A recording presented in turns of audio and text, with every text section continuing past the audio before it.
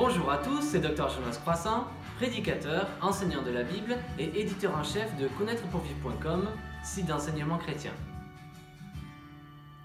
Nous continuons aujourd'hui le cours biblique sur la doctrine de l'Église. Et nous allons voir une question qui me tient vraiment à cœur, c'est la question suivante. Qu'est-ce que le principe de régulation de la louange? Alors, le principe de régulation de la louange est un principe biblique qui nous enseigne comment Dieu veut que nous l'adorions dans son Église. Aujourd'hui, quasiment personne ne parle du principe de régulation de la louange. Et pourtant, dans les siècles passés, énormément de chrétiens ils avaient cette doctrine comme un trésor dans leur cœur. Alors, le principe de régulation de la louange, très brièvement, dans son contexte historique, c'est un principe qui remonte, bien entendu, à l'Ancien Testament et au Nouveau Testament. Et il a été revitalisé à l'époque de la réforme chrétienne, la réforme protestante. Donc, les catholiques adoraient Dieu, l'Église catholique romaine adorait Dieu d'une façon idolâtre. Il y avait les statues, les icônes, la vénération des saints. Il y avait toutes sortes de choses dans l'Église catholique romaine qui n'étaient pas à la gloire de Dieu, qui n'étaient pas bibliques. Et certains prêtres catholiques, comme Martin Luther, se sont rendus compte de cela et ils ont commencé à enseigner ce que la Bible disait afin que l'Église se réforme. Et ils ont été marginalisés, excommuniés, et c'est ensuite que le mouvement protestant est né. Alors, l'Église catholique enseigne sola ecclesia, c'est-à-dire c'est l'Église seule qui décrète les dogmes que les catholiques doivent suivre. Et ces catholiques qui ont donc découvert les enseignements de l'Écriture ont compris que la Bible enseigne que c'est elle seule et Dieu seul qui doit réguler la louange, qui doit réguler ce que l'Église fait. Et ils ont compris la doctrine de sola scriptura.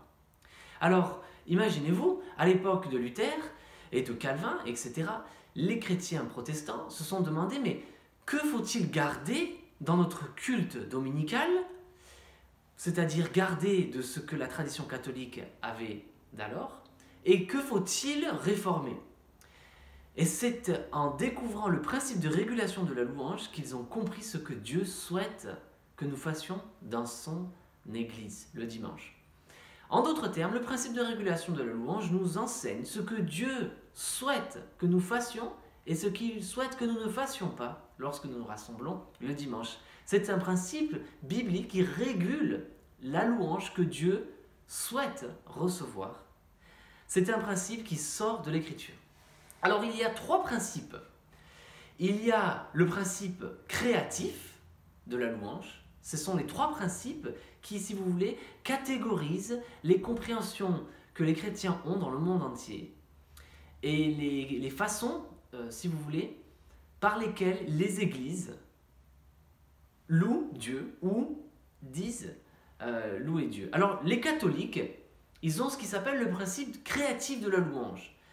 C'est-à-dire, dans l'église, durant le culte, ils pensent que l'église peut créer des éléments de louange. L'église peut créer des lois. L'église peut créer ce que Dieu va recevoir. Un exemple. Dans la Bible, il y a simplement deux sacrements, le baptême et la Sainte Seine. Pourtant, l'Église catholique romaine a 7 sacrements. Donc ils ont créé des sacrements et cela ne leur pose pas de problème. Bien entendu, Dieu n'accepte que 2 sacrements puisqu'il n'y en a que 2 qu'il a donnés dans sa parole. Et donc, créer des choses pour adorer Dieu, cela ne va pas marcher. On va simplement s'interroger sur ce que dit l'Écriture. Alors le principe créatif de la louange, il est hors de question. Il a été évidemment rejeté par les protestants et les chrétiens qui se réclament de la Bible, puisque nous savons que c'est Dieu qui se révèle par sa parole, et ce que l'homme invente pour plaire à Dieu, c'est de l'idolâtrie. On le voit dans Romains chapitre 1 et tout autour du monde. Alors le deuxième principe que les chrétiens embrassent pour savoir ce qui doit être fait dans l'Église et ce qui ne doit pas être fait, c'est ce qui s'appelle le principe normatif de la louange. Le principe normatif de la louange cite que nous devons faire ce que Dieu commande dans la Bible durant le dimanche, par exemple le chanter, par exemple prêcher la parole, etc. Nous ne devons pas faire ce qu'il a interdit, mais nous pouvons faire ce qu'il n'a pas interdit. Donc le principe normatif de la louange dit, tant que la Bible ne l'interdit pas, nous pouvons le faire. Alors j'ai une illustration à vous donner pour vous montrer à quel point ce principe, qui est le plus répandu dans les églises évangéliques, les églises protestantes aujourd'hui malheureusement, à quoi ce principe peut mener. Alors si quelqu'un se pose la question, peut-on faire des danses, des spectacles, du multimédia, peut-on regarder un film dans l'église, peut-on faire ceci ou cela? Eh bien, ceux qui se réclament de ce principe, même sans le savoir, diront, vous savez, la Bible ne l'interdit pas, nous interdit pas de regarder un film ou de faire des jeux dans l'église, donc c'est tout à fait permis. Dieu ne l'a pas interdit dans la Bible, donc c'est permis. Alors un jour, j'étais dans une église presbytérienne aux États-Unis, une église très traditionnelle, voyez-vous, et pourtant, un jour, c'était donc le pasteur des jeunes qui menait le culte du dimanche matin, et au tout début du culte, il a fait venir un filet de volleyball qui a été placé au milieu des bancs de l'église, donc qui a séparé l'église en deux. Il a distribué des ballons de baudruche de 2 couleurs, et il a dit à vos marques, vous devez envoyer le plus de ballons possible au-dessus du filet de volley. Imaginez-vous, nous sommes en plein milieu de la louange du Seigneur dans sa maison le dimanche matin. Et il a dit, faites passer les ballons bleus à droite, les ballons blancs à gauche, et l'équipe de gauche ou l'équipe de droite qui aura le plus de ballons de la couleur donnée aura gagné. Et c'est parti, c'était le capharnaüm dans l'église, c'était le chaos, tout le monde s'y mettait. J'étais complètement effaré. Qu'est-ce que nous sommes en train de voir dans la maison de Dieu? Et pourtant, personne n'y voyait aucun problème, il semblerait. Même une personne qui m'était fort chère, une dame de plus de 70 ans, eh bien, me demande « Jonas, fais-moi passer ce ballon !» Et j'étais sur le point de lui donner et je me suis retenu. Je me suis dit, je n'aurai aucune part avec cette activité qui n'est pas à la gloire de Dieu. Alors vous me direz, oui mais évidemment, mais ça on le sait, c'est pas acceptable de faire du volley durant le culte du dimanche, c'est ridicule. Et pourtant, en principe, la Bible n'interdit pas de faire du volley pendant le culte. La Bible n'interdit pas de faire cela.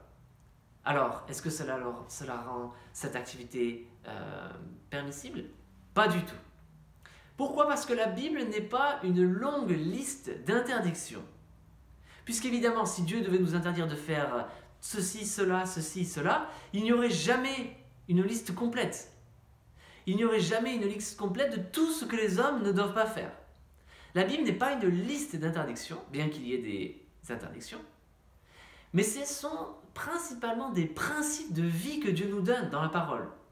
Donc Dieu ne nous a pas donné une liste interminable de choses qu'il ne faut pas faire quand on se rassemble pour le louer, mais il nous a donné des principes qui nous guident pour savoir ce que Dieu veut lors du culte du dimanche. C'est pour cela que, par exemple, je prends un exemple qui est relié à la vie privée, quand il est question de l'immoralité sexuelle, Dieu utilise un mot, pornéa, qui englobe tous les types d'immoralité et d'impudicité que les hommes pourraient vouloir accomplir, et tout ceci est inclus là-dedans. Donc quand il s'agit de la louange, le principe créatif, nous pouvons créer des lois et des principes et des activités pour louer Dieu, ça ne marche pas. Le principe normatif qui dit que nous pouvons faire tout ce que Dieu n'a pas interdit, cela ne marche pas non plus, puisque cette boîte de Pandore, eh bien, n'a pas de fin. Tout le monde pourrait y aller de sa sauce et rajouter toutes sortes de choses. On pourrait faire toutes sortes d'activités qui ne sont pas du tout ce que Dieu souhaite et qui ne sont pas du tout à la gloire de Dieu. C'est le principe de régulation de la louange. Qu'est-ce que le principe de régulation de la louange? Eh bien, c'est tout simplement un principe qui est l'application pratique de la suffisance de l'Écriture. À savoir, nous ferons dans l'Église, durant le culte dominical, seulement ce que Dieu nous a prescrit. Nous le verrons dans la vidéo qui suit. Il est dit que nous devons apprendre à ne pas aller au-delà de ce qui est écrit. Que nous devons faire ce que Dieu a commandé et ne rajouter rien, ne rien rajouter et ne rien enlever. Qu'est-ce que le principe de régulation de la louange dans cette première partie? C'est tout simplement, nous devons faire dans l'Église ce que Dieu a commandé et seulement ce que Dieu a commandé. Et nous verrons que cela correspond à cela.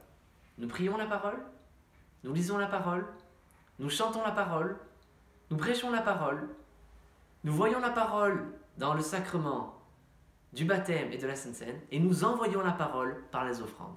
Ce sont les seuls éléments que Dieu commande dans son Église, et tout le reste est interdit. Dieu ne nous donne pas une longue liste d'interdictions, il nous dit faites cela. Et comme le pasteur Paul Washer l'a si bien dit, si nous faisons ces choses que Dieu a commandées dans la parole, le principe de régulation de la louange, si nous obéissons à ce que Dieu a commandé, nous n'aurons pas le temps pour toutes ces choses ridicules que les hommes font aujourd'hui. Dieu régule sa parole, par sa parole, la manière dont il doit être loué. Voilà, c'était Connaître pour vivre. Abonnez-vous à notre chaîne YouTube. N'hésitez pas à activer les notifications, nous laisser un j'aime, partager cette vidéo. Vous pouvez aussi devenir membre de Disciples de Jésus, notre groupe sur Facebook, et visiter connaîtrepourvivre.com. C'est un site chrétien où vous trouverez des centaines de ressources spirituelles pour vous aider à connaître Dieu et sa parole pour vivre à sa gloire. A bientôt pour de nouvelles vidéos et la partie 2